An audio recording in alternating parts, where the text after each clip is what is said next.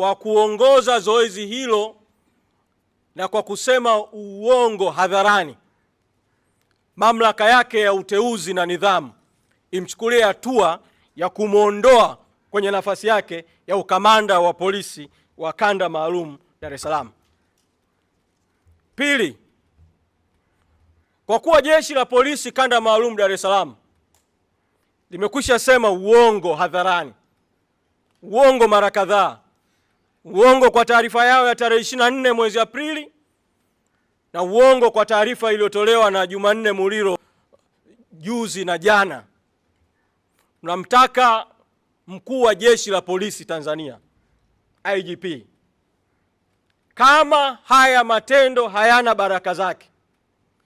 ajitokeze yeye mwenyewe, mkuu wa jeshi la polisi, atoe taarifa kwa umma juu ya matukio ya kupigwa, kuteswa, kuumizwa kwa wanachama na viongozi wa Chadema, akitaja idadi halisi na sababu ya hali hizo na kuwajibika kutokana na hayo. Tatu, kwa sababu Jumanne Muliro amehusika yeye binafsi pamoja na askari wengine ambao wamehusika chini yake katika zoezi hili, chama tumekwisha waelekeza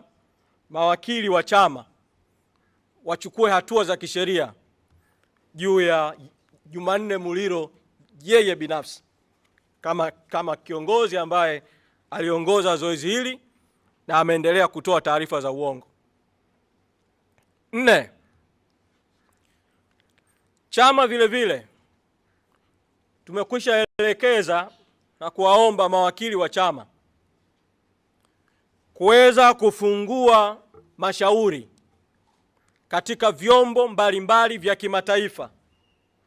vya haki za binadamu vya Afrika na vya dunia kutokana na matukio yaliyotokea tarehe 24 mwezi Aprili, na katika wakati mwafaka tutawataarifu juu ya hatua hizo zitakapokuwa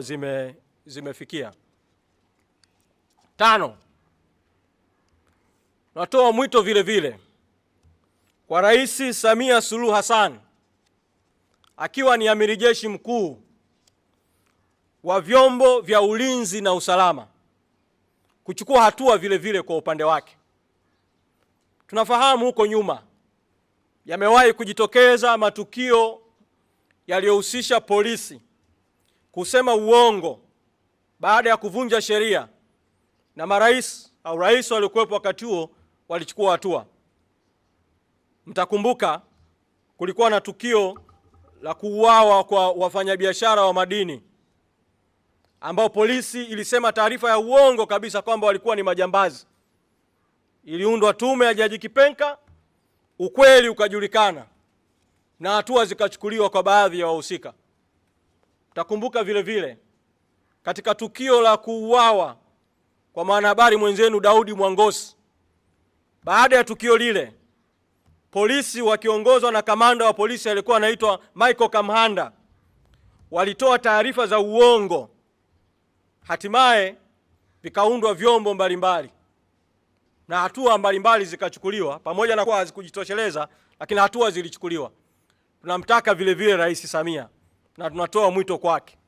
kwa ukubwa wa matukio haya ya watu kupigwa kwa wingi, watu 25 kupigwa, sehemu kubwa ikiwa wamevunjwa miguu na mikono.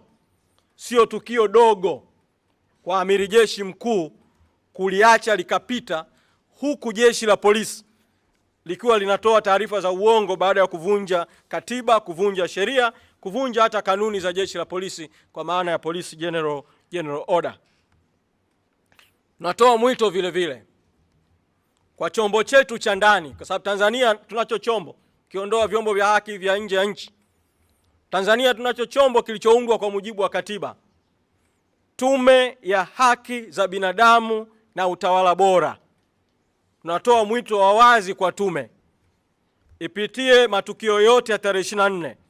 masimulizi yote yaliyosimuliwa tarehe 25, masimulizi tuliyosimulia leo, ushahidi wa picha, ushahidi wa video, na tume na yenyewe